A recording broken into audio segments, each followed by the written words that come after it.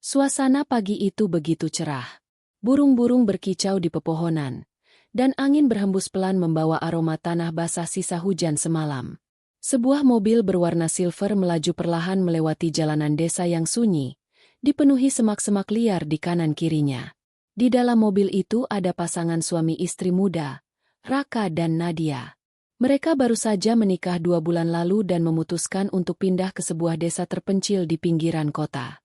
Alasan mereka sederhana, ingin hidup lebih tenang, jauh dari hiruk-pikuk kota, dan memulai hidup baru.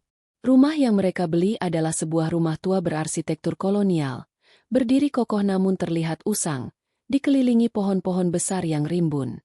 Harga rumah itu sangat murah, bahkan terbilang tidak masuk akal. Namun, pemilik sebelumnya tidak banyak bicara, hanya berpesan singkat, "Kalau malam jangan keluar rumah. Apapun yang terjadi." Raka dan Nadia hanya tertawa saat itu. Mereka pikir itu hanyalah mitos atau bumbu cerita khas pedesaan. Saat mereka tiba, beberapa warga hanya menatap dari kejauhan. Pandangan mereka aneh. Campuran antara kasihan, takut, dan seakan ingin memperingatkan sesuatu, tapi enggan bicara. "Kayaknya warga sini kurang ramah ya," gumam Nadia sambil menurunkan barang-barang dari mobil. Raka hanya tersenyum. "Biasa, mungkin mereka masih asing sama kita. Nanti juga akrab." Saat masuk ke dalam rumah, bau apek dan lembab langsung menyeruak. Dindingnya dipenuhi bercak hitam, mungkin bekas rembesan air. Tapi yang paling mencolok adalah sebuah lukisan tua yang tergantung di ruang tamu. Lukisan itu menggambarkan seorang wanita berpakaian kebaya berwarna putih, sedang mengelus perutnya yang buncit. Jelas sekali wanita itu sedang hamil besar. Tatapan wanita dalam lukisan itu terlihat kosong. Namun entah kenapa, terasa seolah mengikuti setiap gerakan siapapun yang memandangnya. "Raka, lukisan ini serem deh. Kita copot aja ya," ucap Nadia sambil memegangi tangannya. Namun sebelum Raka menjawab, terdengar suara, "SSSHH, biarkan dia ada di situ." Mereka berdua saling menatap. Suara siapa itu? Suara itu terdengar samar, seperti bisikan. Tapi saat mereka menoleh ke sekeliling, tidak ada siapapun. Angin dingin tiba-tiba berhembus kencang. Pintu depan menutup sendiri dengan keras. "Blaam. Aduh, mungkin karena angin," kata Raka mencoba menenangkan diri, meskipun dalam hatinya mulai merasa tidak nyaman. Tanpa mereka sadari dari balik jendela, sosok bayangan hitam dengan perut besar berdiri memperhatikan mereka. Senyum samar muncul, namun matanya merah menyala. Bergegaslah mereka pindah ke tempat yang tak pernah aman. Malam pertama di rumah itu terasa begitu sunyi. Hanya suara serangga malam dan gemerisik daun tertiup angin yang terdengar. Raka dan Nadia sudah berbaring di kamar, mencoba beristirahat setelah seharian membereskan barang. Namun, tepat pukul 1.13 dini hari, Nadia tiba-tiba terbangun. Bulu kuduknya meremang. Dari kejauhan terdengar suara, tangisan perempuan. "Hua, hua, hua."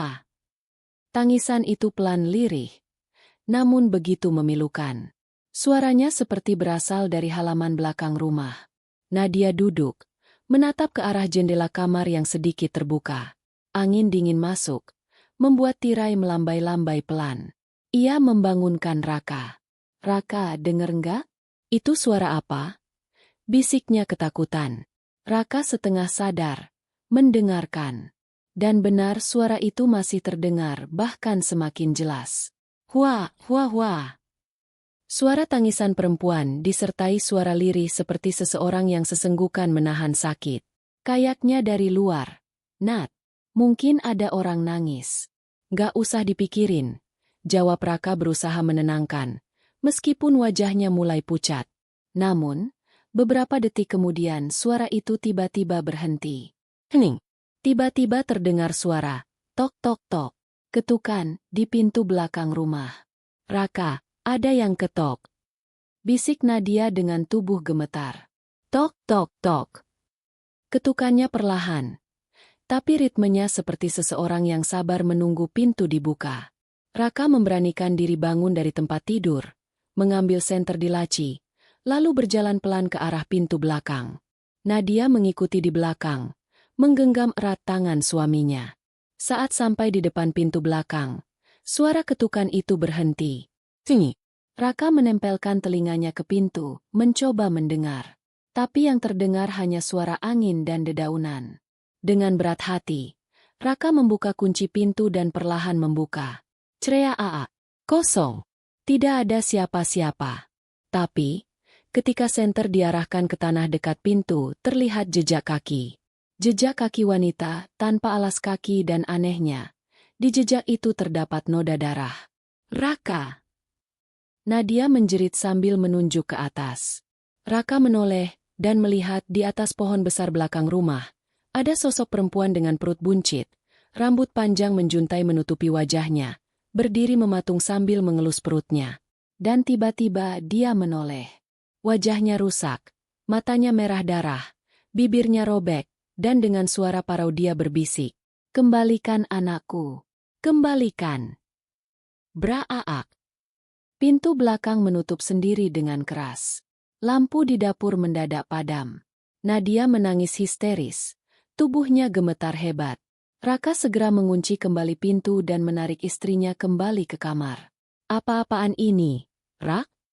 Tempat ini nggak beres," teriak Nadia panik. Namun sebelum mereka sempat menenangkan diri, terdengar suara dari dalam kamar mandi. "Hua, hua, hua." Suara tangisan itu kini berasal dari dalam rumah. Nadia menutup kedua telinganya. Tangannya gemetar hebat. Air matanya mengalir tanpa henti. Suara tangisan dari dalam kamar mandi terdengar semakin jelas, disertai suara ketukan. Tok, tok, tok. Dari balik pintu kamar mandi yang terkunci rapat. Raka, yang berusaha tetap tenang meskipun wajahnya sudah sepucat mayat, berjalan pelan ke arah kamar mandi. Ia menempelkan telinganya ke pintu. Hua, hua, hua. Suara tangisan itu terdengar seperti seseorang yang sedang merintih kesakitan, memohon pertolongan. "Nat ini bukan orang biasa," bisik Raka sambil mundur perlahan. Mendadak, brak. Pintu kamar mandi terbuka sendiri. Kosong, tidak ada siapa-siapa di dalam. Tapi, lantai kamar mandi penuh dengan jejak darah. Seperti seseorang yang berjalan dengan kaki berlumuran darah, meninggalkan bekas menuju keluar kamar mandi. Jejak itu berlanjut menuju ke ruang tamu. Dengan tubuh gemetar, Raka dan Nadia saling berpegangan, mengikuti jejak itu. Nafas mereka terengah, dada bergemuruh ketakutan. Dan jejak darah itu berhenti tepat di depan, lukisan wanita hamil yang sejak awal mereka lihat tergantung di dinding ruang tamu. Tiba-tiba, lampu ruang tamu berkedip-kedip. Suasana menjadi semakin mencekam. Angin dingin berhembus kuat, hingga jendela bergetar hebat. Lukisan itu perlahan berubah. Wajah wanita yang tadinya terlihat datar kini perlahan-lahan menunduk. Mata pada lukisan itu mulai bergerak, memandang ke arah Raka dan Nadia. Nadia menjerit histeris. "Raka, lihat itu. Lukisannya gerak." Dan lebih menyeramkan lagi, perut wanita dalam lukisan itu terlihat seperti bergerak, seolah ada sesuatu yang menendang-nendang dari dalam perutnya. "Kembalikan anakku. Kembalikan." Sebuah suara bergema dari seluruh sudut rumah. Terdengar seperti suara perempuan yang menahan sakit bercampur kemarahan. Duar! Salah satu lampu gantung jatuh dan pecah berhamburan di lantai. Raka segera menarik Nadia. "Kita nggak bisa tinggal di sini. Kita keluar sekarang juga." Mereka berlari menuju pintu depan. Tapi saat hendak memutar gagang pintu terkunci. Ceklek, ceklek, ceklek. Semua pintu dan jendela terkunci dengan sendirinya. Dari belakang mereka, terdengar suara langkah pelan. Tuk, tuk, tuk. Raka menoleh perlahan. Dan di ujung lorong gelap, terlihat sosok wanita hamil berdiri. Rambut panjang menutupi wajahnya. Tangannya menggenggam sesuatu. Saat rambut itu tersibak oleh angin, wajahnya penuh luka robek. Matanya menatap tajam dan di tangan kirinya ada gumpalan daging berlumuran darah. Dengan suara berat dan penuh dendam dia berbisik, "Kalian tidak akan keluar sebelum mengembalikan anakku." Nadia menjerit sekuat tenaga, Tubuhnya lemas dan jatuh terduduk. Raka panik, mencoba membuka jendela dengan paksa. Namun tiba-tiba, brak! Cermin besar di ruang tamu pecah sendiri. Dan dari pecahan itu, muncul wajah wanita itu, menatap mereka dari dalam cermin sambil tertawa lirih. Kalian sudah masuk ke rumah kematianku. Brak! Pintu kamar tertutup sendiri dengan keras. Semua lampu rumah padam serentak. Suasana menjadi gulita total. Nadia memeluk Raka erat-erat. Tubuhnya gemetar hebat. Napasnya tersengal. Rak, kita gak bisa keluar tempat ini terkutuk. Katanya dengan suara bergetar. Tenang, tenang. Nat, kita cari cara keluar. Kita gak boleh panik. Raka mencoba menenangkan, meskipun keringat dingin membasahi tubuhnya. Namun, saat mereka hendak melangkah, terdengar suara. Trek, trek, trek. Suara langkah kaki, pelan berat menyeret. Seperti seseorang yang sedang berjalan dengan perut besar. Hua, hua, hua. Suara tangisan perempuan hamil itu kembali terdengar. Kali ini lebih dekat, sangat dekat. Tiba-tiba, dari arah langit-langit, tetesan darah mulai menetes satu persatu. Menetes tepat di depan kaki Raka dan Nadia. Mereka menengadah, dan... Ya Tuhan! Di atas langit-langit rumah, terlihat sesosok wanita hamil merangkak terbalik. Tubuhnya menempel di langit-langit. Tangan dan kakinya mencengkeram kuat. Wajahnya rusak, dengan mata melotot merah, dan mulut robek lebar. Tersenyum mengerikan sambil meneteskan darah dari perutnya yang terbuka. Anakku, mana anakku, mana, mana, mana? Suaranya bergema keras. Aarg! Nadia menjerit histeris. Ia langsung pingsan di tempat. Raka berusaha menggendong istrinya, sambil berjalan mundur. Namun, pintu kamar kini tertutup rapat dengan sendirinya. DUG! DUG! DUG! Tiba-tiba, seluruh dinding kamar bergetar hebat. Semua bingkai foto dan barang-barang di rak terjatuh.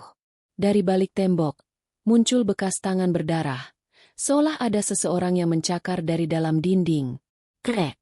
Krek! Krek! Suara retakan kayu dan semen terdengar bersahut-sahutan. Kalian sudah mengambil milikku, kalian akan kugantikan.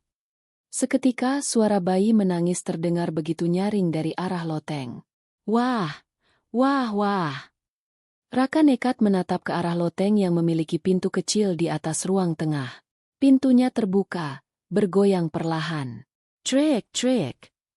Dari dalam kegelapan loteng itu, terlihat sepasang tangan kurus pucat, penuh darah, menjulur keluar perlahan.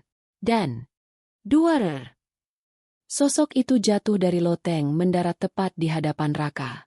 Sosok wanita hamil itu, kini berdiri dengan perut robek darah mengalir, namun sorot matanya penuh kebencian dan dendam. Dengan suara parau, ia berbisik pelan. Kalian harus tahu kisah kematianku sebelum kalian bisa keluar dari neraka ini. Dengarkan, atau kalian akan ikut bersamaku. Nadia masih terbaring tak sadarkan diri di pelukan Raka. Sementara itu, sosok wanita hamil yang berdiri di hadapan Raka mulai bergerak pelan. Kepalanya menunduk. Rambut panjangnya menjuntai menutupi wajah yang penuh luka dan darah. Suasana di dalam rumah begitu mencekam. Hanya terdengar suara detak jam dinding yang berdetak pelan. Tik-tok, tik-tok. Lalu suara perempuan itu mulai terdengar. Kalian harus tahu, kenapa aku masih ada di sini, kenapa aku tidak tenang. Tiba-tiba, seluruh ruangan berubah. Cahaya terang menyilaukan mata. Dinding yang tadinya kusam kini menjadi lebih bersih. Furnitur berubah menjadi baru dan rapi. Raka tersadar dia dan Nadia seperti ditarik masuk ke masa lalu. Dari balik jendela, terlihat seorang wanita muda, cantik, berpakaian kebaya putih, sedang duduk di teras rumah sambil mengelus perutnya yang besar. Wajahnya terlihat bahagia, namun ada raut kecemasan di sana. Lalu datanglah seorang pria. Wajahnya tegas namun terlihat kasar. Pria itu berbicara dengan nada tinggi. Kamu harus pergi dari rumah ini. Aku tidak mau anak itu lahir di sini. Kamu cuma aib buat keluargaku. Bentaknya. Tapi anak ini juga darah dagingmu, aku mohon jangan usir aku. Wanita itu menangis sambil memegang perutnya. Tanpa belas kasihan, pria itu mendorongnya hingga terjatuh. Kepalanya membentur lantai. Darah mulai mengalir dari kepalanya dan dari perutnya. Aarg! Wanita itu menjerit histeris, menahan rasa sakit luar biasa. Namun pria itu tidak berhenti. Dengan kejam, pria itu mencekik wanita itu hingga tubuhnya lemas, lalu menyeretnya ke belakang rumah. Dengan sekop, dia menggali lubang dangkal dan mengubur wanita itu hidup-hidup, bersama dengan bayi yang masih di dalam kandungan. Jangan! Anakku! Teriak terakhir wanita itu sebelum tanah menimbunnya sepenuhnya. Suasana berubah gelap seketika. Darah mengalir dari seluruh dinding rumah. Suara tangisan bayi bercampur dengan jeritan wanita itu bergema di seluruh ruangan. Lihat apa yang mereka lakukan padaku. Suara arwah wanita itu terdengar parau dan penuh dendam. Raka menutup mulutnya. Tubuhnya gemetar hebat. Air mata mulai menetes tanpa sadar. Ya Tuhan, sekejam itu. Mereka menutupi semuanya. Mereka pikir aku akan diam. Tapi tidak. Tiba-tiba, sosok wanita itu kembali menatap Raka tajam. Kalian tidak boleh pergi sebelum membalas. Bantu aku, atau kalian akan menjadi bagian dari rumah ini. Bantu aku, atau kalian akan menjadi bagian dari rumah ini selamanya. Suara arwah wanita hamil itu bergema di seluruh ruangan. Tatapan matanya merah menyala, penuh kebencian dan dendam yang tak kunjung padam. Nadia mulai tersadar, tubuhnya masih lemah. Melihat sosok wanita itu berdiri di depan mereka, ia langsung memeluk Raka erat-erat. Raka, tolong, kita harus keluar, aku gak kuat lagi. Bisik Nadia, air matanya bercucuran. Raka, dengan suara gemetar, mencoba bicara. Kita akan bantu, tapi bagaimana caranya? Sosok wanita itu perlahan mendekat. Tubuhnya berjalan terseok-seok. Darah terus mengalir dari perutnya yang robek. Suaranya lirih namun jelas menusuk telinga. Kembalikan jasadku dan anakku yang mereka kubur tanpa nisan di belakang rumah ini. Dan hukum mereka yang telah membunuhku. Tiba-tiba dari arah dinding ruang tamu, muncul bayangan-bayangan hitam. Suara-suara bisikan menggema. Kalian gak akan bisa, tempat ini terkutuk, kalian akan mati di sini. Semua pintu dan jendela mulai bergetar hebat. Seperti ada sesuatu yang mencoba menerobos masuk dari luar. Angin dingin berhembus begitu kencang hingga tirai dan benda-benda ringan beterbangan di dalam rumah. Duar! Salah satu kaca jendela pecah sendiri, disertai teriakan histeris dari suara-suara tak kasat mata. Raka menggenggam tangan Nadia erat-erat. Nat, kita harus gali, kita harus temukan jasadnya. Itu satu-satunya cara. Namun saat mereka hendak bergerak ke belakang rumah, lantai di depan mereka tiba-tiba retak, dan dari celah lantai itu muncul tangan-tangan mayat pucat, berlumuran darah menarik kaki Raka dan Nadia. Jangan biarkan mereka pergi. Suara-suara itu berteriak keras. Raka berusaha menendang tangan-tangan itu. Dengan seluruh tenaga yang tersisa, dia berhasil melepaskan diri dan menarik Nadia. Mereka berlari ke belakang rumah, dan di sana, mereka melihat sebuah pohon besar yang tampak lebih tua dari yang lain. Di bawah pohon itu, tanahnya sedikit berbeda, seperti pernah digali lalu ditimbun kembali. Nat, sini bantu aku gali. Raka segera mengambil skop tua yang tergeletak di dekat gudang. Saat mereka mulai menggali, suara tangisan, jeritan, dan bisikan semakin keras. Wah, wah, wah. Suara bayi bercampur dengan suara wanita menangis. Tanah yang digali mulai mengeluarkan bau busuk yang luar biasa menyengat. Beberapa menit kemudian, skop Raka membentur sesuatu yang keras. Duk! Raka dan Nadia saling berpandangan. Nafas mereka tercekat. Dengan tangan gemetar, mereka mulai membersihkan tanah dengan tangan dan mereka menemukan tulang belulang seorang wanita dengan tulang kecil janin yang masih berada di dalam posisi di perutnya. Nadia langsung menutup mulutnya, muntah seketika. Air matanya tak tertahankan. Ya Tuhan, ini jasadnya. Seketika angin berhenti. Suara-suara bisikan itu hilang. Tapi, dari balik bayangan, terdengar suara wanita itu. Terima kasih kalian sudah menemukanku. Tapi ini belum selesai. Kalian harus mengungkap siapa yang membunuhku.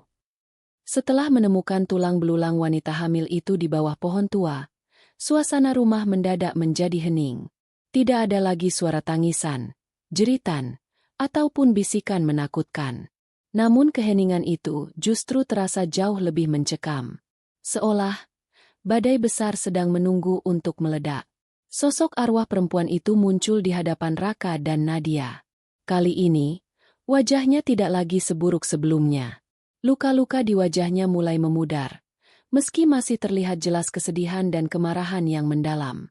Dengan suara berat ia berkata, "Terima kasih. Kalian sudah menemukan jasadku, tapi dendamku belum berakhir." Nadia yang masih menangis tersedu-sedu memohon, "Tolong, cukup, lepaskan kami. Kami gak ada hubungannya." Namun arwah itu menatap tajam.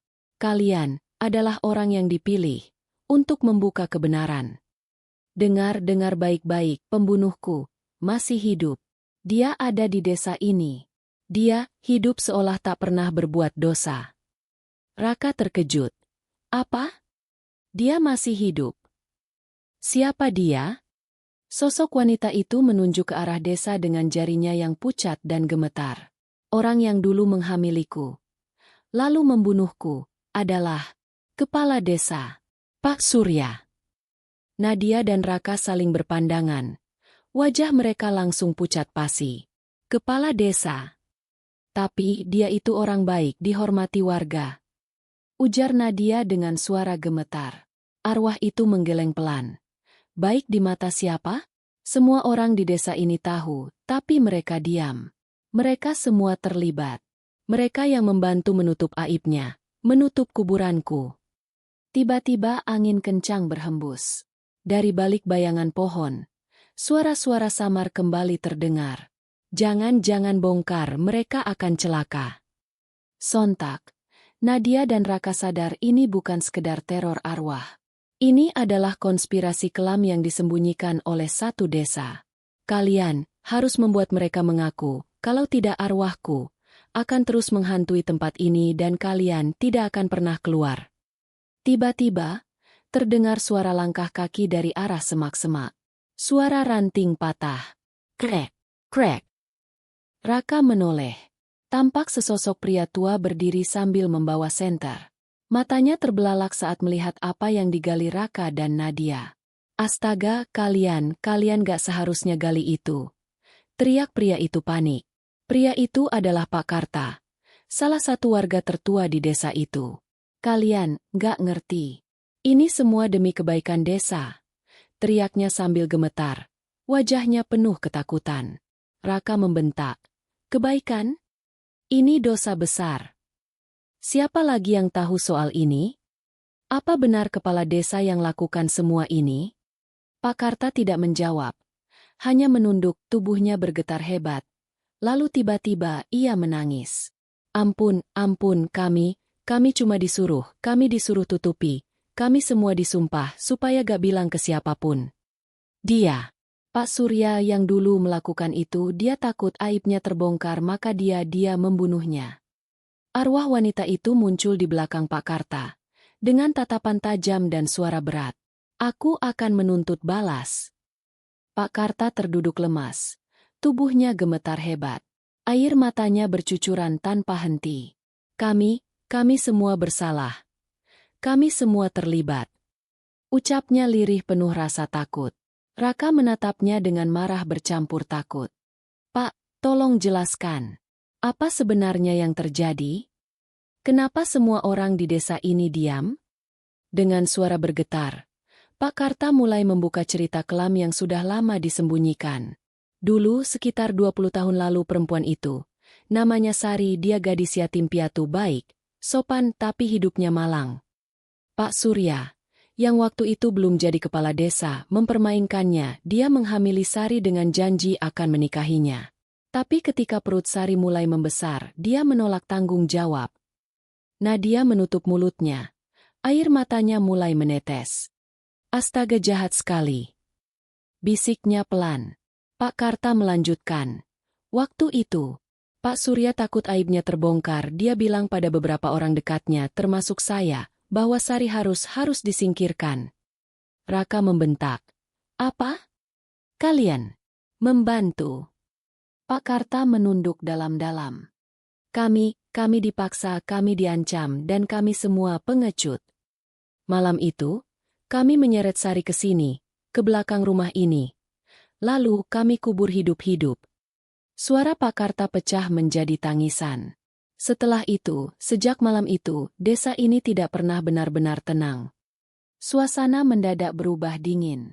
Kabut tipis mulai menyelimuti halaman belakang rumah. Dari balik kabut, muncul sosok-sosok bayangan hitam. Kalian semua adalah bagian dari kematianku. Suara Sari terdengar, dingin, berat, penuh dendam. Bayangan itu mulai bergerak, mengelilingi Raka, Nadia, dan Pak Karta. Tiba-tiba, terdengar suara langkah kaki tergesa-gesa dari arah jalan. Pak Karta! Pak Karta! Ada apa ini? Teriak beberapa warga yang datang membawa senter. Begitu mereka melihat tulang belulang yang digali oleh Raka dan Nadia, wajah mereka seketika pucat. Beberapa dari mereka langsung mundur ketakutan. Ya Tuhan! Itu!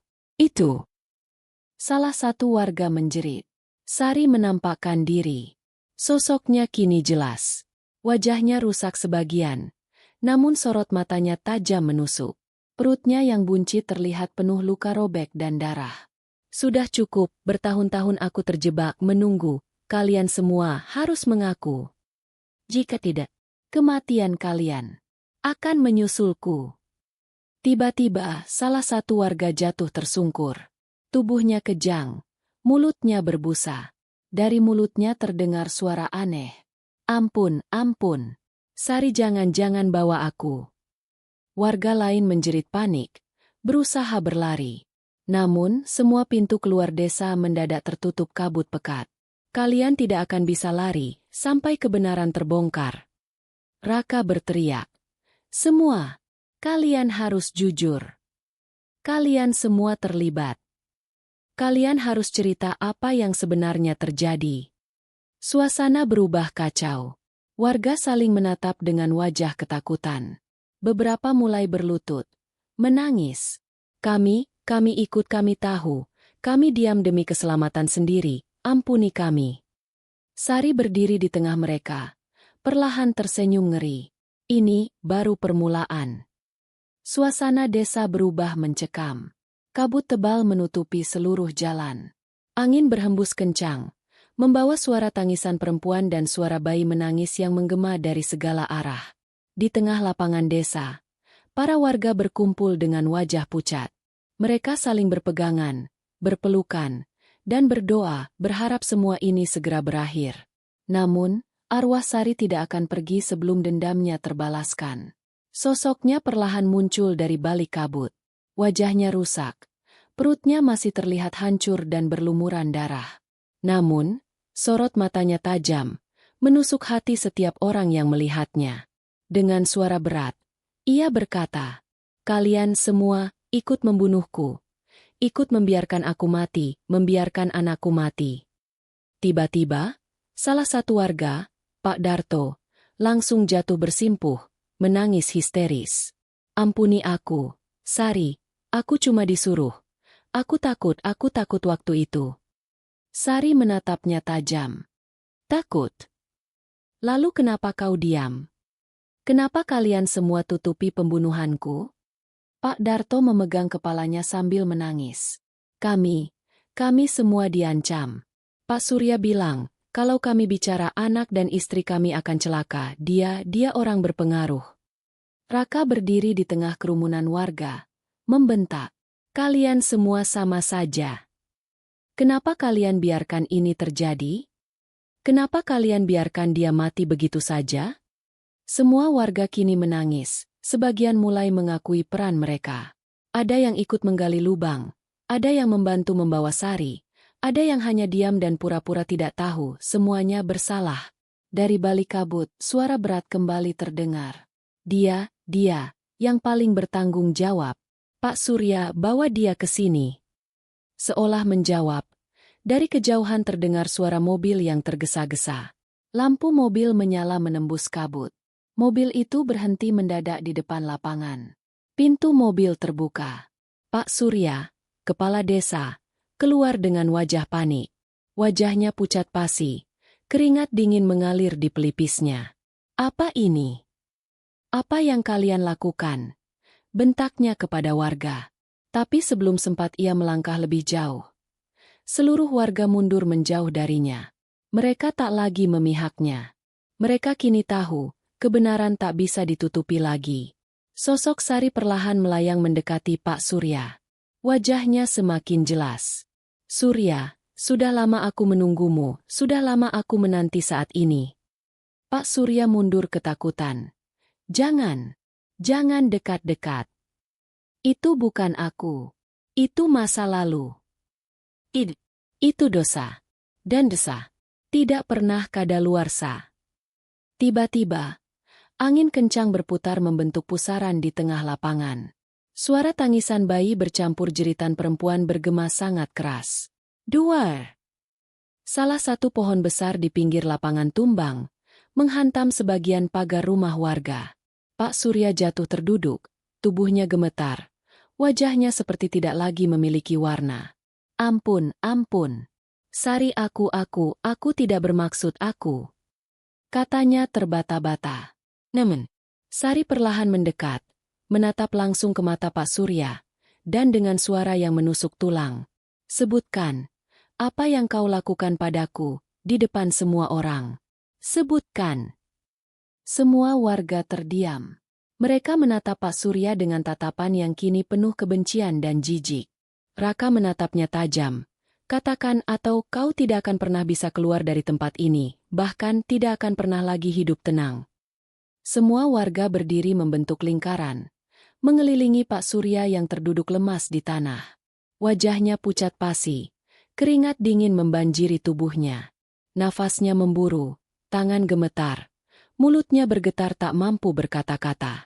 Sementara itu, sosok Sari melayang perlahan, menatapnya tajam dengan wajah penuh luka, rambut panjang acak-acakan, perut robek berdarah, sorot matanya seperti api neraka. Dengan suara berat dan dingin, Sari berbisik keras. Sebutkan, apa yang telah kau lakukan? Di depan semua orang. Suara itu bergema keras, membuat angin berputar di tengah lapangan. Daun-daun beterbangan. Beberapa warga memejamkan mata, menutup telinga, tak sanggup mendengar tekanan suara dari alam gaib itu. Pak Surya menutup telinga, tubuhnya gemetar hebat. Cukup, berhenti. Namun bayangan Sari semakin mendekat dan terdengar suara bayi menangis bersamaan dengan jeritan lirih perempuan. Suara itu seperti datang dari tanah, dari udara, dari mana-mana. Akhirnya dengan suara parau dan gemetar, Pak Surya mulai bicara.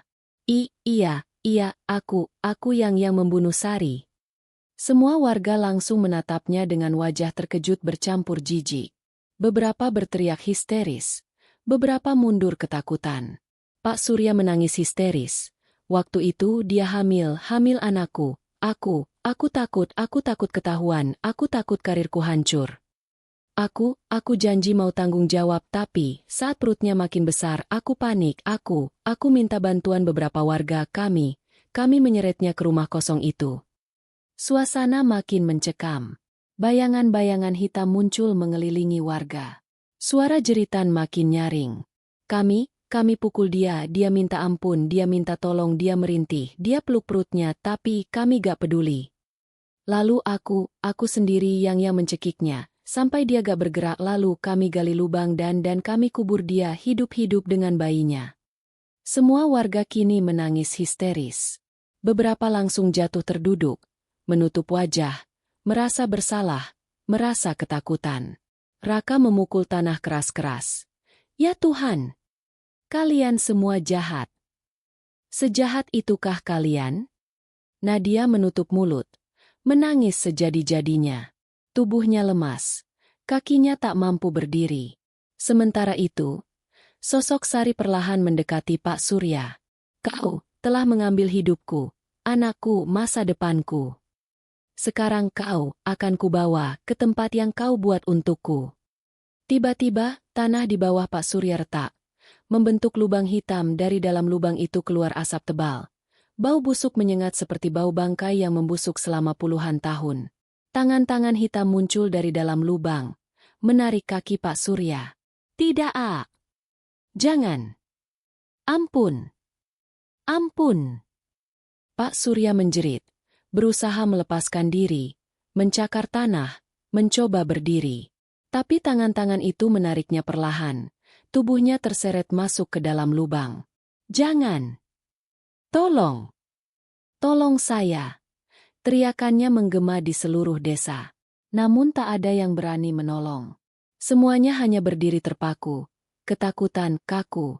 Tak bisa bergerak. Duar. Lubang itu menutup sendiri. Tanahnya retak. Meninggalkan bekas seperti makam tanpa nisan. Semua terdiam. Hanya suara angin yang kini terdengar. Sosok Sari berdiri menatap warga. Suaranya mulai pelan namun tajam. Hukuman telah diberikan, tapi ini belum selesai. Semua yang ikut menutupi dosanya akan merasakan balasanku. Setelah Pak Surya ditelan oleh lubang hitam di tanah, semua warga hanya bisa berdiri terpaku. Wajah mereka pucat, tubuh gemetar, dan sebagian langsung tersungkur sambil menangis. Namun teror belum berhenti. Sosok Sari berdiri di tengah lapangan. Kabut pekat masih menyelimuti seluruh desa. Sorot matanya penuh luka, penuh dendam, dan penuh kesedihan. Dengan suara berat, ia berkata, "Hukuman untuk dia sudah selesai, tapi kalian semua yang ikut membantu yang diam yang pura-pura tidak tahu kalian belum selesai dengan aku." Seketika, langit berubah gelap. Kilat menyambar. Duar! Suara petir mengguncang seluruh desa. Angin kencang berputar, membawa suara tangisan bayi bercampur jeritan wanita. Satu persatu warga mulai merasakan teror. Pak Darto, yang tadi mengaku ikut menggali, tiba-tiba tubuhnya kejang, matanya terbalik ke atas lalu dari mulutnya keluar tanah basah bercampur darah. "Ag, tolong, ampun, aku gak mau mati," teriaknya sambil berguling-guling di tanah. Buminah, yang dulu ikut menyembunyikan kejadian itu, mendadak telinganya berdarah, dari matanya mengalir air hitam. Lalu ia melihat bayangan wanita hamil berjalan merangkak ke arahnya. "Jangan dekati aku." "Ah." Jeritannya menggema. Satu persatu warga mulai berteriak, menangis, memohon ampun. Tapi, tak ada tempat untuk bersembunyi. Selama kalian tidak berkata jujur, selama kalian tidak menebus dosa, aku akan terus ada di sini. Raka berdiri di tengah kerumunan. Wajahnya tegang, keringat dingin bercucuran. Ia berteriak, "Kalian semua harus ngaku. Kalian semua harus cerita kebenarannya." Pak Karta tersungkur, memukul-mukul tanah sambil menangis. Iya, aku salah. Aku ikut nutupi semuanya, aku takut, aku pengecut." Nadia menangis. Tubuhnya gemetar. Ia berbisik pada Raka. "Raka, kita gak bisa tinggal di sini, tempat ini sudah penuh kutukan." Namun jalan keluar desa tertutup kabut tebal. Setiap orang yang mencoba lari, selalu kembali ke tempat yang sama. Dari balik kabut terdengar suara. Tidak ada yang bisa pergi, sampai semua dosa dibayar. Duar! Kilatan petir menyambar pohon besar. Pohon itu roboh, dan dari balik batang pohon yang patah, muncul bayangan wanita hamil berjalan perlahan merangkak, menatap satu persatu warga dengan wajah penuh luka. "Kalian semua, bagian dari kematianku, kalian akan merasakan apa yang aku rasakan." Suasana berubah kacau. Jeritan, tangisan, suara benda pecah, suara angin, suara bayi menangis, semua bercampur menjadi satu. Membuat malam itu menjadi malam paling mengerikan yang pernah ada di desa tersebut. Dan arwah Sari belum akan pergi. Suasana desa semakin mencekam. Jeritan warga menggema di setiap sudut. Kabut tebal menelan seluruh jalan, membuat desa seperti terisolasi dari dunia luar. Tak ada sinyal, tak ada suara kendaraan, hanya ada teriakan, tangisan, dan suara bayi yang menangis pilu. Sari, arwah perempuan hamil itu, kini berjalan perlahan ke tengah lapangan. Wajahnya rusak, penuh luka dan darah. Perutnya yang hancur robek seakan memperlihatkan bayangan tulang janin di dalamnya. Kalian, semua, akan merasakan apa yang aku rasakan. Tiba-tiba, brak. Salah satu rumah warga terbakar sendiri. Api membesar tanpa sebab. Asap hitam memenuhi udara, bercampur dengan kabut pekat. Pak Darto, yang tubuhnya sudah lemah karena kesurupan, mendadak terseret sendiri ke tengah lapangan. Kakinya seperti ditarik oleh sesuatu yang tak terlihat. Ampun, ampun, jangan, aku gak kuat. Teriaknya. Dari bawah tanah, muncul tangan-tangan hitam, menarik tubuh Pak Darto perlahan. Tubuhnya masuk ke dalam tanah. Hanya menyisakan bekas lubang retak seperti bekas kuburan. Buminah mencoba lari ke dalam rumahnya. Namun saat membuka pintu di dalam rumahnya penuh dengan darah. Dindingnya berlumuran tangan-tangan kecil, suara bayi menangis keras. Huah, huah. Tiba-tiba, sosok Sari muncul tepat di depan wajahnya, dengan senyum menyeramkan. Kau menutup aib mereka, sekarang waktunya kau menutup matamu selamanya. Krek! Pintu rumah Buminah menutup sendiri, dan hanya terdengar jeritan panjang, lalu hening. Sementara itu, Raka dan Nadia masih mencoba bertahan di tengah kepanikan warga. Raka berteriak, "Cukup! Cukup, Sari! Tolong, lepaskan mereka!" Namun arwah Sari menatap Raka dengan tajam. Kau yang berani membuka kuburanku, maka kau juga harus menuntaskan semuanya. Bawa tulang belulangku, ke kantor polisi, biarkan semua dunia tahu apa yang mereka lakukan padaku. Raka gemetar. Apa? Bagaimana mungkin? Kalau tidak desa ini, akan aku kubur bersama dengan mereka semua. Seketika, tanah mulai retak. Gempa kecil mengguncang desa. Pohon-pohon tumbang. Tiang listrik patah. Api membesar di beberapa rumah. Semua warga menangis histeris. Ada yang berlutut. Ada yang memohon ampun. Ada yang mencoba kabur tapi kembali ke tempat yang sama. Sementara itu, dari kejauhan terdengar suara. Hua, hua. Suara bayi, yang terdengar semakin dekat semakin jelas. Seperti berjalan bersama arwah ibunya menuntut keadilan. Sari menatap seluruh warga. Malam ini belum berakhir. Duar. Petir menyambar tiang listrik. Api menjalar ke atap rumah-rumah warga. Suara jeritan, tangisan, dan teriakan minta tolong menggema di seluruh penjuru desa. Raka dan Nadia berdiri gemetar di tengah lapangan, menyaksikan kehancuran yang tak bisa mereka bayangkan. Rumah-rumah terbakar, tanah retak, dan kabut semakin tebal hingga membuat napas mereka sesak. Sari, arwah perempuan hamil itu, kini melayang perlahan. Sorot matanya merah menyala. Rambut panjangnya berkibar tertiup angin kencang.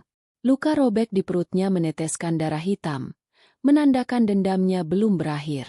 Dengan suara berat dan dingin, ia berteriak, "Kuburan tanpa nisan akan menjadi makam kalian semua." Pak Joyo, salah satu warga yang dulu ikut mengikat Sari sebelum dibunuh, mencoba lari ke arah sungai. Namun, sungai itu mendadak berubah warna menjadi merah pekat seperti darah. Dari dalam air muncul tangan-tangan mayat menarik tubuhnya dan tubuhnya menghilang ke dalam sungai berdarah. Hanya menyisakan gelembung dan bau busuk. Warga lain yang mencoba kabur ke hutan selalu kembali ke tengah desa. Jalan berubah, seakan desa ini menjadi lingkaran neraka tanpa jalan keluar. Sementara itu, Raka berteriak sekuat tenaga, "Sari! Cukup! Berhenti!" Sari menatap tajam ke arah Raka. "Kau sudah membuka aib ini, maka kau juga yang harus menyelesaikannya. Bawa tulang belulangku, bawa aku ke kantor polisi, biarkan dunia tahu bahwa aku dibunuh dengan keji."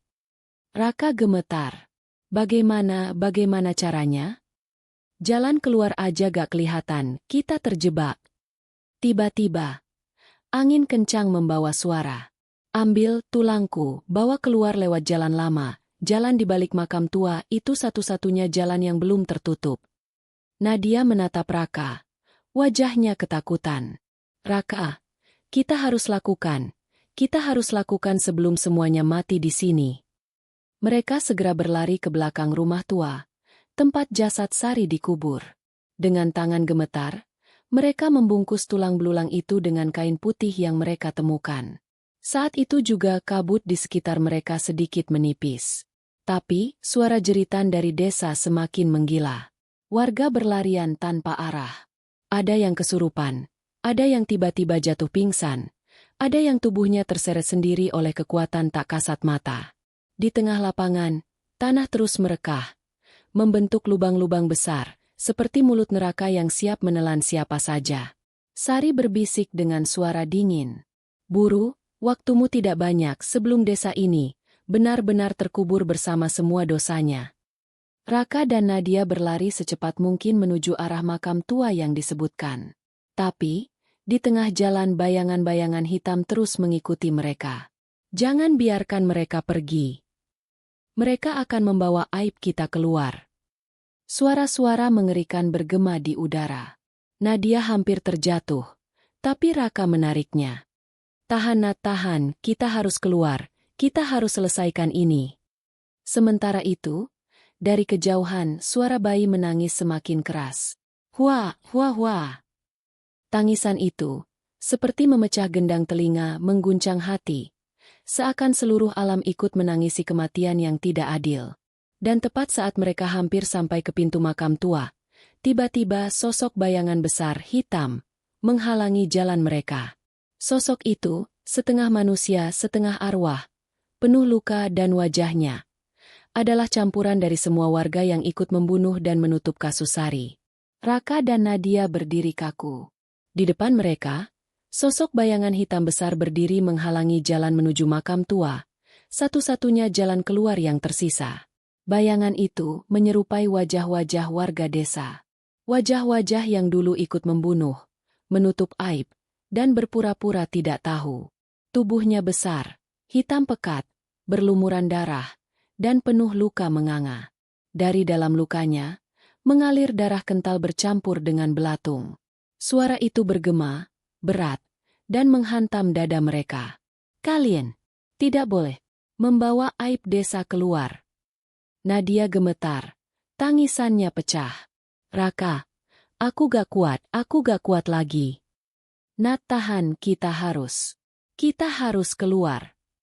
Raka menggenggam erat tulang belulang Sari yang terbungkus kain putih.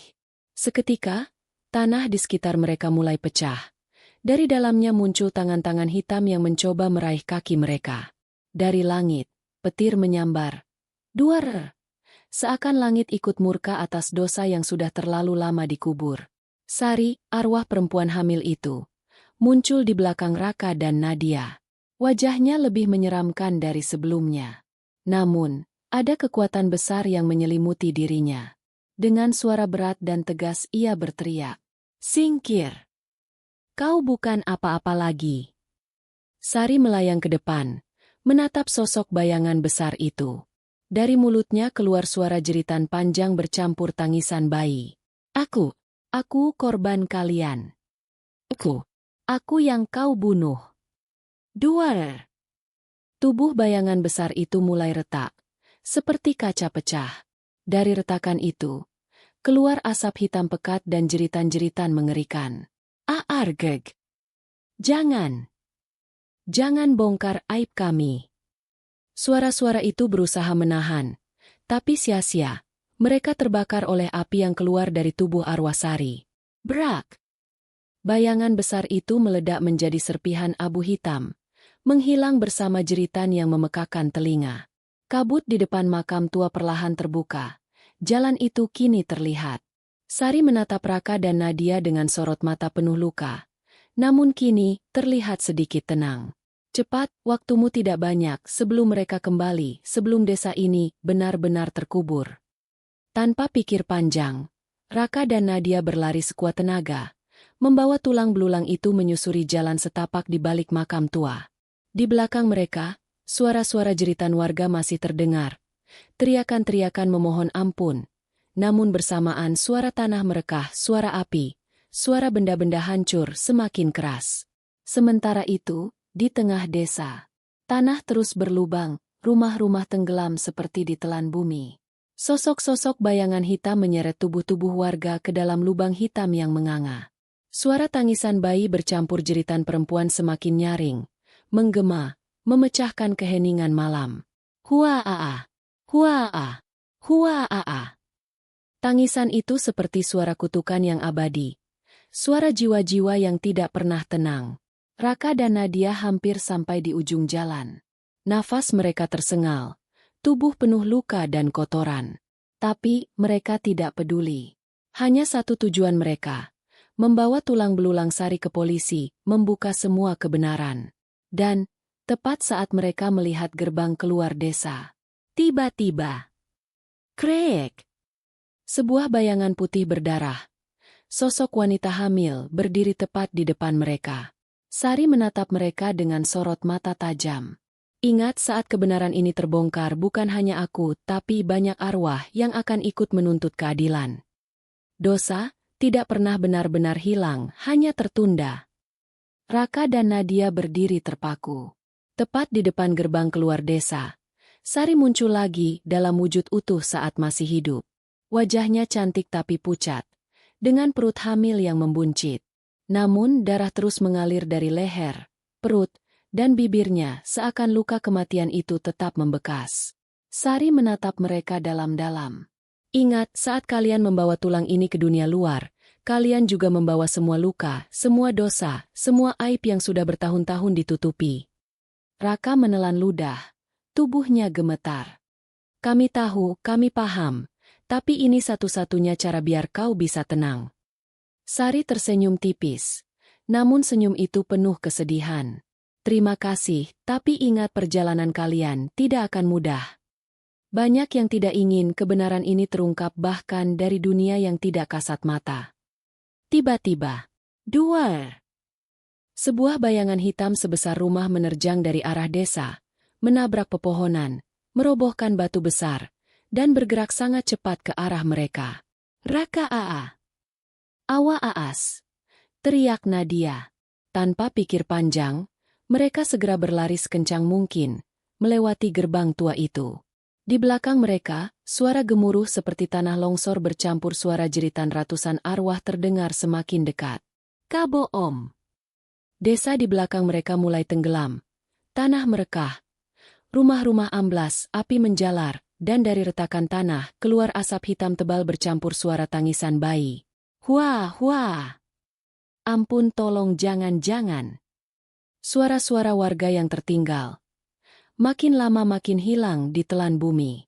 Setelah melewati hutan lebat dan jalan setapak yang nyaris tertutup, akhirnya mereka melihat cahaya lampu jalan, suara kendaraan, dan tanda-tanda kehidupan. Mereka berhasil keluar. Dengan nafas terengah, tubuh penuh luka dan lumpur, mereka langsung menuju kantor polisi terdekat. Sesampainya di sana, mereka langsung masuk sambil membawa bungkusan tulang belulang Sari. Polisi yang berjaga terkejut. Hei, hei, ada apa ini? Kalian kenapa? Raka berteriak dengan suara gemetar. Pak, kami menemukan korban pembunuhan ini. Ini buktinya, mohon tolong selidiki desa itu. Nadia menangis sambil menunjukkan video yang sempat mereka rekam di ponselnya. Meskipun sebagian videonya kacau, buram, dan ada bagian yang hanya suara tangisan dan jeritan tanpa gambar. Semua polisi terkejut. Wajah mereka pucat. Salah satu dari mereka langsung berkata, "Tunggu, desa yang kalian sebut itu desa itu, sudah dinyatakan hilang dari peta sejak 20 tahun lalu, gak ada orang tinggal di sana, itu cuma hutan kosong." Apa? Raka dan Nadia serempak menatap polisi itu. Tidak mungkin, kami baru saja dari sana. Ada warga, ada rumah, ada semuanya. Polisi saling berpandangan. Mereka langsung menghubungi tim forensik dan investigasi. Keesokan harinya, tim polisi, forensik, dan media mendatangi lokasi yang ditunjukkan oleh Raka dan Nadia.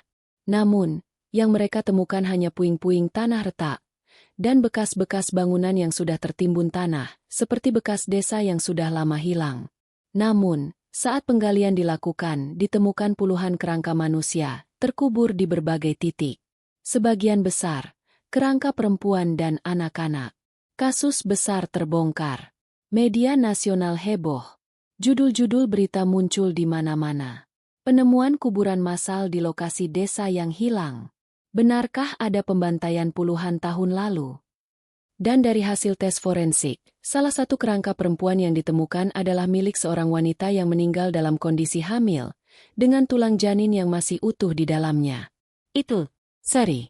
Kini, dunia tahu, kebenaran yang selama ini ditutupi. Namun, meskipun jasadnya telah ditemukan, apakah arwahnya benar-benar tenang?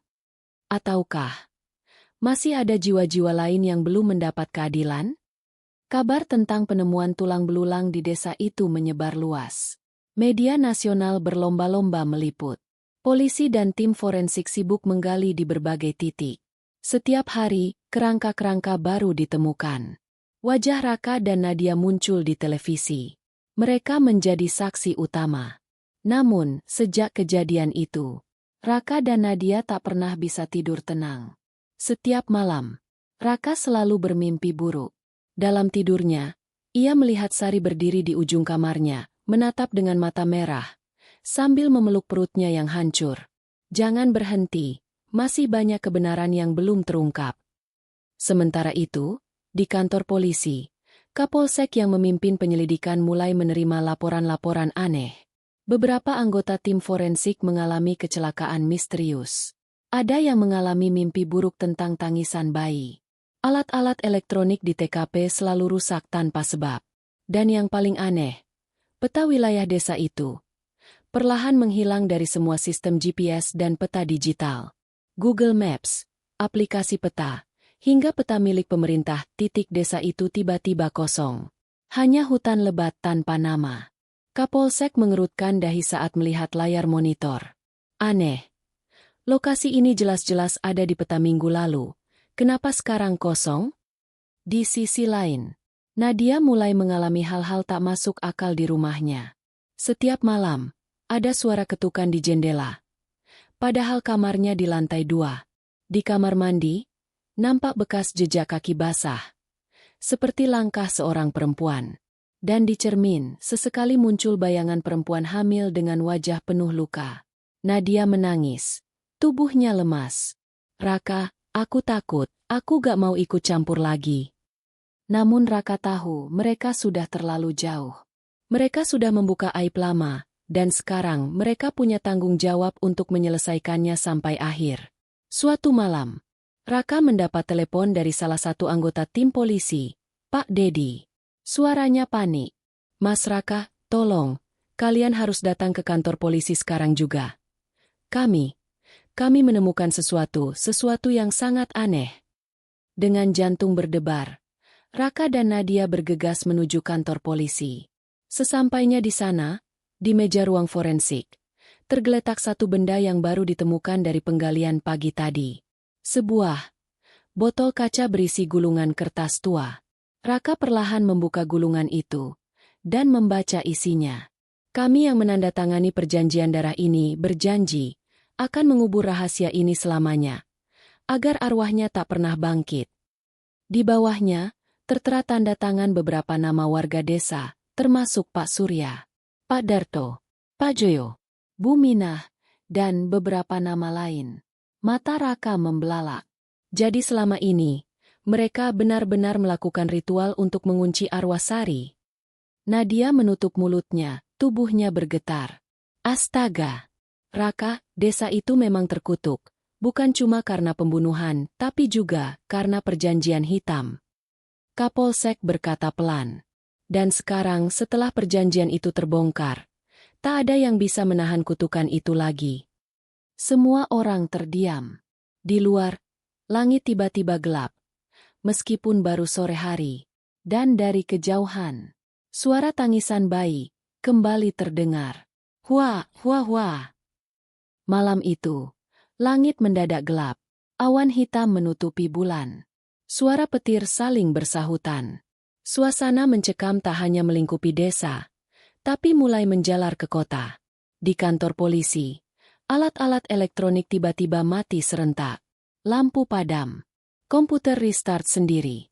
Kamera pengawas menampilkan bayangan putih berlalu lalang, meski lorong kantor sedang kosong. Kapolsek berdiri kaku menatap layar. Wajahnya tegang.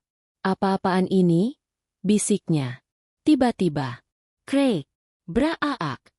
Pintu ruang forensik terbanting sendiri. Dari balik pintu, terdengar suara langkah pelan berat menyeret. Dan bau amis darah mulai tercium. Di rumah Raka dan Nadia, lampu berkedip-kedip. Nadia berteriak dari dalam kamar mandi. "Raka! Cerminnya!" Raka bergegas masuk. Di cermin, terlihat jelas sosok perempuan hamil berdarah, dengan mata bolong menatap mereka tanpa berkedip. "Kalian telah membuka apa yang seharusnya terkubur." "Duar!" Cermin pecah berkeping-keping. Nadia terduduk, menangis ketakutan. Di seluruh kota, laporan-laporan mulai masuk. Orang-orang melihat bayangan wanita hamil berdiri di jalanan kosong. Suara tangisan bayi terdengar di perumahan, apartemen, bahkan kantor-kantor. Beberapa orang mengalami mimpi buruk yang sama, terperangkap dalam kuburan tanpa nisan. Berita viral di media sosial. Penampakan sosok wanita hamil di jalanan. Kutukan dari desa hilang menyerang kota. Warga panik. Suara tangisan bayi menggema di tengah malam tanpa sumber. Kepanikan mulai melanda. Banyak orang yang menghubungi paranormal, ustaz, pendeta, bahkan dukun. Tapi semuanya berkata sama. Ini bukan gangguan biasa. Ini kutukan dari dosa yang terlalu besar. Sementara itu, di kantor polisi, Kapolsek mengumpulkan semua anggota. "Kita harus selesaikan ini. Kita harus lakukan ritual pelepasan, atau apapun yang bisa sebelum semuanya terlambat." Tiba-tiba, suara bayi menangis terdengar sangat dekat. "Hua, hua, hua." Semua menoleh ke arah jendela. Di sana, berdiri Sari. Wajahnya putih pucat, mata merah, perutnya robek, tangannya menggendong sesuatu. Tulang bayi yang masih berdarah. Dengan suara berat dan tajam, ia berkata, "Kalian pikir, membawa tulangku akan menyelesaikan semuanya? Tidak. Aku tidak hanya ingin tulangku, aku ingin keadilan. Aku ingin semua yang terlibat menanggung apa yang aku rasakan. Jika tidak, kutukan ini tidak akan berhenti." Semua orang di ruangan itu terduduk, menangis, tubuh gemetar. Kapolsek berkata dengan suara parau, "Tapi mereka semua sudah mati, desa itu sudah hancur." Sari menatap tajam. "Kalian salah, belum semuanya, masih ada yang hidup, masih ada yang belum membayar dosanya." Di layar komputer yang sempat menyala sendiri, muncul satu nama dengan alamat di kota, seseorang yang selama ini berpura-pura tak terlibat, namun menjadi bagian dari perjanjian kelam itu. "Cari dia, sebelum aku yang menemukannya. Jika aku yang lebih dulu, maka kota ini akan kubuat menjadi makam besar." Suasana kantor polisi berubah mencekam. Semua yang ada di ruangan itu terpaku menatap layar komputer yang menampilkan satu nama. Darsono, umur 68 tahun. Alamat, Jalan Kemuning, Blok B nomor 12, Kota Serang. Darsono, mantan kepala desa, salah satu otak di balik pembunuhan Sari. Dialah yang membuat perjanjian hitam bersama warga desa saat itu.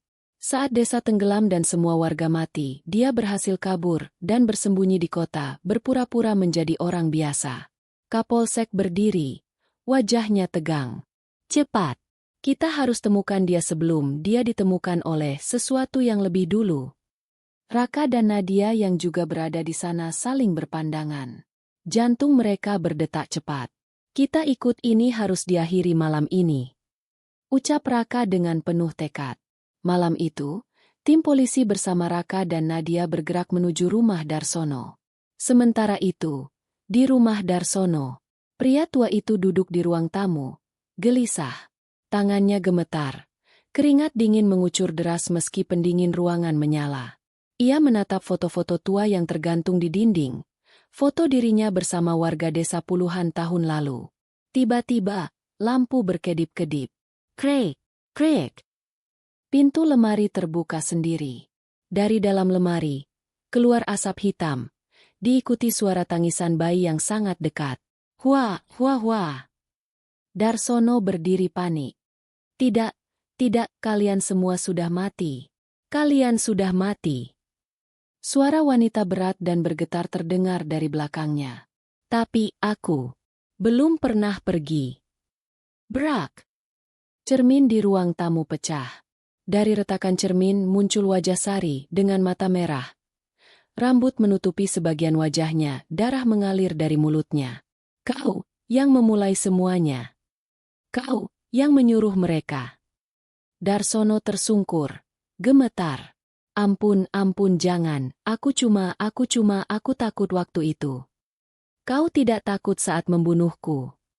Kau tidak takut saat menguburku hidup-hidup. Sekarang, rasakan apa yang aku rasakan. Duar. Seluruh lampu meledak. Rumah Darsono gemetar seperti akan runtuh. Dinding berdarah.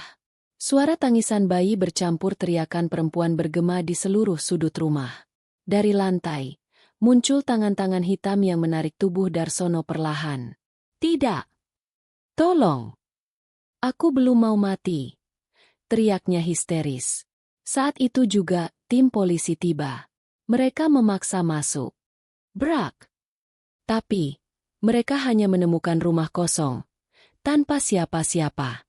Di lantai ruang tamu, hanya ada bekas retakan besar, seperti bekas tanah terbuka, lalu tertutup kembali. Dan di dinding, tertulis dengan darah. Satu dosa telah dibayar.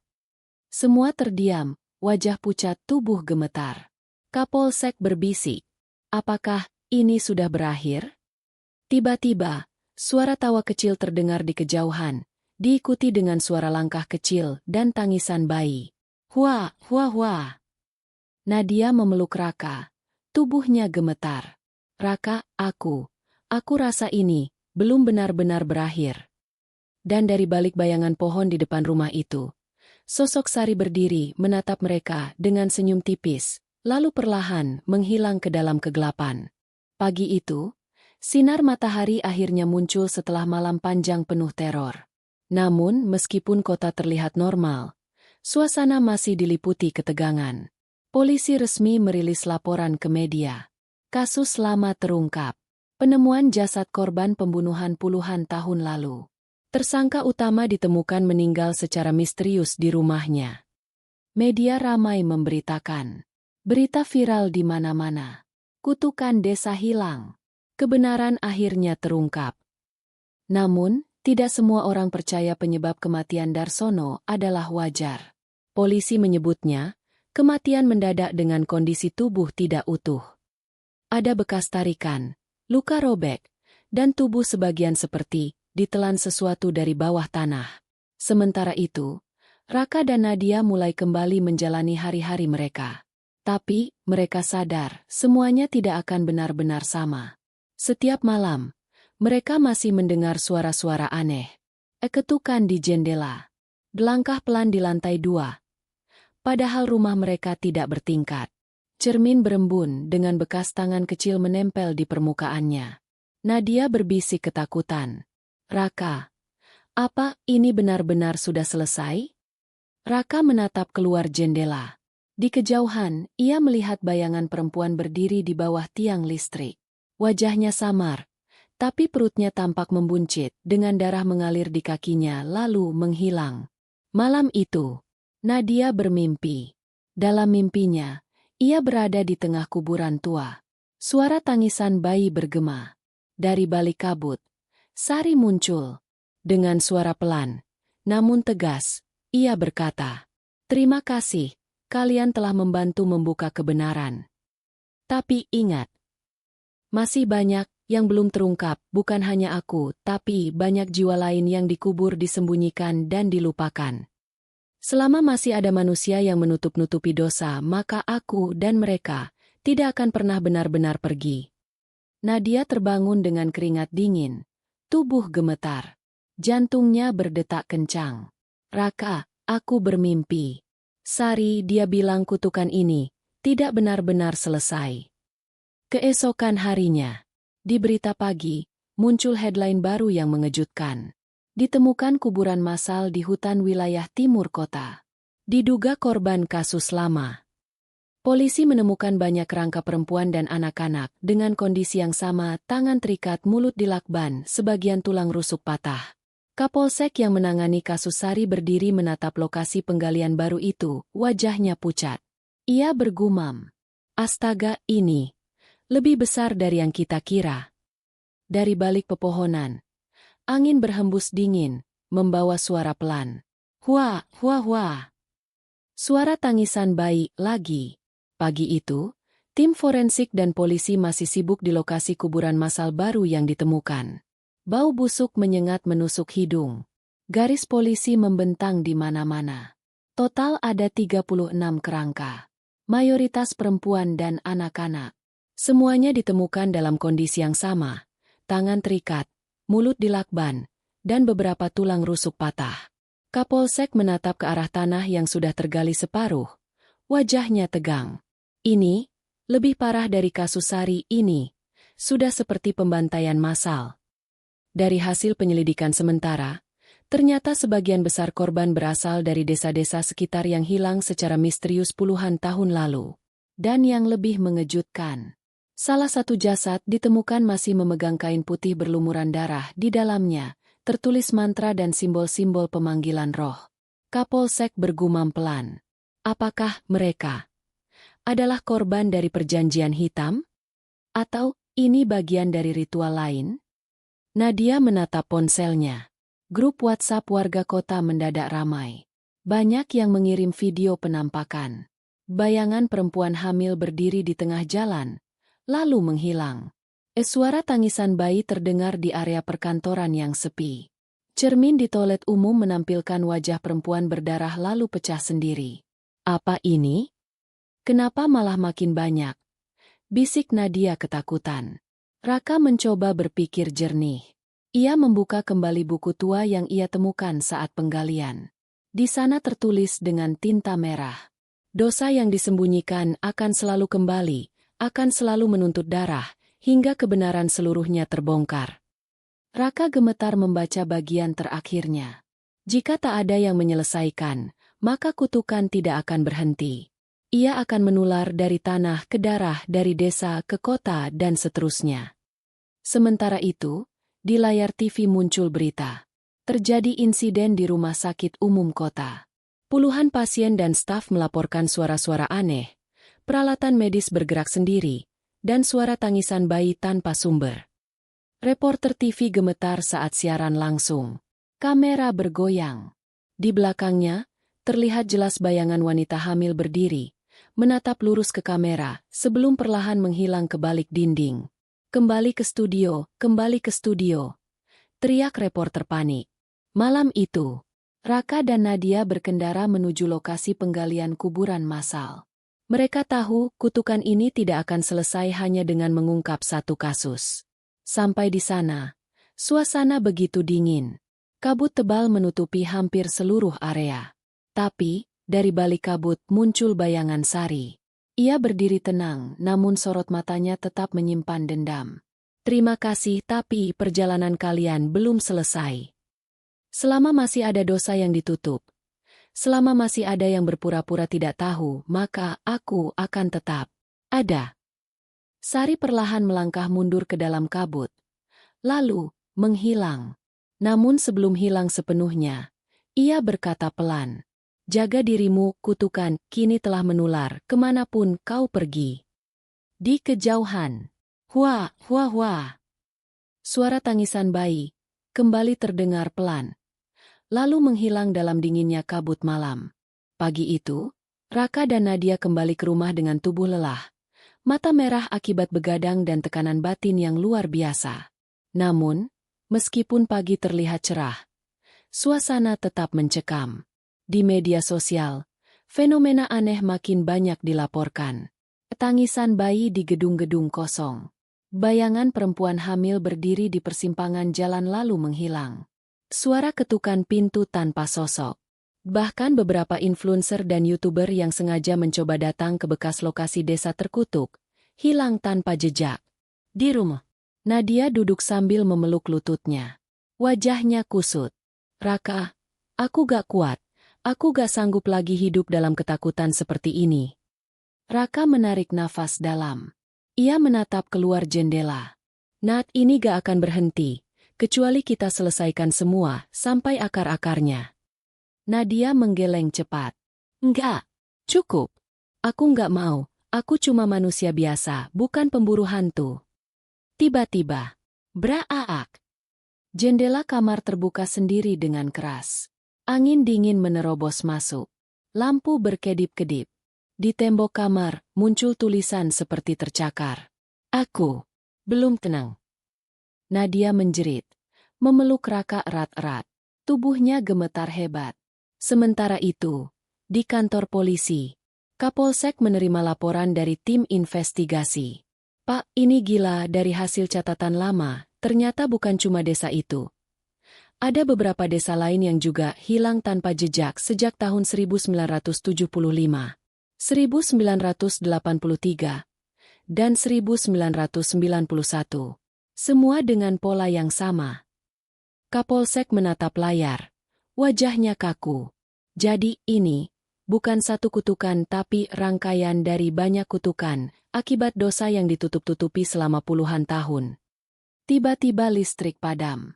Layar komputer mati. Di ruangan gelap itu, terdengar jelas suara tangisan bayi. Diikuti dengan suara perempuan berbisik. Kami belum tenang, kami belum selesai. Di tempat lain, seorang lelaki tua, duduk di kursi rodanya, menatap kosong ke arah foto-foto lama. Ia adalah Pak Slamet, satu-satunya saksi hidup dari tragedi desa itu, yang selama ini bersembunyi. Air matanya jatuh. Tubuhnya gemetar. Maaf, aku hanya mengikuti perintah, aku tak berani melawan. Ampuni aku, ampuni. Bisiknya berulang-ulang. Tapi, dari balik cermin ruangannya, perlahan muncul bayangan. Seri. Wajahnya penuh luka, perutnya robek, namun sorot matanya penuh dendam. Kau pikir permintaan maaf cukup? Krek, krak. Cermin itu pecah. Lampu padam. Suara tangisan bayi bergema di seluruh rumah. Hua, hua, hua. Dan malam itu, Pak Slamet ditemukan tewas dengan kondisi mengenaskan. Tubuhnya tertekuk seperti dililit sesuatu, dan lidahnya putus. Berita pagi pun kembali heboh. Korban kutukan desa hilang kembali berjatuhan. Apakah ini akan berakhir? Raka menatap layar TV. Napasnya berat. Nat, aku rasa kita gak punya pilihan lagi. Kita harus akhiri ini. Atau kutukan ini akan menular ke seluruh kota, ke seluruh negeri, bahkan mungkin ke seluruh dunia. Nadia menunduk. Air matanya jatuh. Tapi, perlahan ia mengangguk. Baik, kita akhiri, sekali untuk selamanya. Mereka berdiri. Perang, melawan kutukan, dimulai. Malam itu, langit tampak gelap pekat tanpa bintang. Angin dingin menusuk hingga ke tulang. Raka dan Nadia bersiap. Membawa segala yang mereka bisa. Kamera, catatan lama, jimat perlindungan, dan sesajen yang diminta oleh seorang paranormal. Mereka berdua sadar, perjalanan kali ini adalah pertaruhan antara hidup dan mati. Di tengah persiapan, seorang lelaki tua tiba-tiba mengetuk pintu mereka. Permisi, kalian, yang sedang mengurus kasus kutukan itu, ya? Raka menatap heran. Iya, memangnya kenapa? Pak? Lelaki itu memperkenalkan diri sebagai Mbah Surono, mantan juru kunci makam yang dulu pernah menjaga kawasan hutan tempat desa itu berada. Mbah Surono berkata dengan suara pelan namun tegas. Kalian tidak akan pernah berhasil, kalau hanya mencari jasad atau bukti kutukan itu, berasal dari satu tempat yang bahkan warga desa dulu pun tidak berani mendekat. Ia membuka sebuah peta kuno. Di peta itu, Ada tanda merah bertuliskan, Watu Kelam, Pusat Perjanjian Darah. Sebuah batu besar yang konon menjadi tempat warga desa melakukan ritual pemanggilan makhluk gaib. Tempat di mana semua perjanjian dosa bermula. Perjalanan pun dimulai. Raka, Nadia, dan Mbah Surono menembus hutan lebat. Suara burung hantu bercampur dengan desiran angin dan sesekali terdengar suara langkah kaki. Padahal tidak ada siapa-siapa. Di sepanjang jalan mereka menemukan pohon-pohon dengan kain kafan tergantung. Kuburan tanpa nisan. Tanda tangan darah yang tertulis di batu-batu. Krek, krek. Dahan pohon bergerak seperti ada sesuatu yang menggantung. Atau sesuatu yang sedang memperhatikan mereka. Setelah menempuh perjalanan hampir 2 jam, akhirnya mereka sampai di depan Watu Kelam. Batu besar setinggi 3 meter. Berwarna hitam legam, dengan bekas aliran darah yang mengering namun tetap basah saat disentuh. Di sekeliling batu itu, tertancap puluhan patung kayu, semuanya berbentuk perempuan hamil dengan wajah hancur. Mbah Surono berkata pelan, "Inilah tempatnya, tempat awal mula dosa itu terjadi." Saat mereka mendekat, tiba-tiba, tanah bergetar, kabut hitam naik dari dasar batu. Dan dari balik kabut, muncul bayangan ratusan sosok. Ada yang tanpa kepala. Ada perempuan hamil dengan luka robek. Ada anak-anak dengan wajah pucat. Semua berjalan perlahan mengelilingi Raka, Nadia, dan Mbah Surono. Kalian telah membuka pintu yang seharusnya tertutup. Suara bergema dari segala arah. Apakah kalian siap menanggung semua akibatnya? Mbah Surono berteriak. Cepat! Letakkan sesajennya. Bacakan mantranya. Raka dengan tangan gemetar mengambil kertas mantra, namun tiba-tiba kertas itu terbakar sendiri. Duar! Angin kencang menerpa, suara tangisan bayi bercampur jeritan. Dari dalam batu, perlahan muncullah Sari. Wajahnya pucat, mata bolong, rambut panjang berantakan, perutnya masih hancur, namun kini ia berdiri dengan lebih nyata, lebih utuh. Lebih kuat. Sari menatap mereka tajam. Aku sudah lelah menunggu. Kini saatnya kalian membayar semuanya. Tanah bergetar keras. Dari bawah batu, tangan-tangan hitam keluar, mencoba menarik mereka ke dalam. Nadia menjerit. Raka, aku gak mau mati di sini. Raka berusaha menarik Nadia, namun tanah mulai merekah di bawah kaki mereka.